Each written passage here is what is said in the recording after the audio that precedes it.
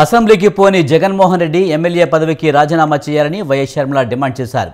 ప్రతిపక్ష హోదా ఇస్తేనే అసెంబ్లీలో అడుగు పెడతాననడం జగన్ అజ్ఞానానికి నిదర్శనమన్నారు. అసెంబ్లీకి పోకుండా ప్రజాస్వామ్యాన్ని హేళన చేయడం దివాలా కోరుతానమన్నారు. మోసం చేయడం జగన్కు కొత్తేమీ కాదన్నారు. ఎమ్మెల్యేగా గెలిచింది చట్టసభలో ప్రజలకు గొంతుకు అవ్వడానికా లేక మీడియా ముందు సొంత డబ్బా కొట్టుకోవడానికా అని ప్రశ్నించారు.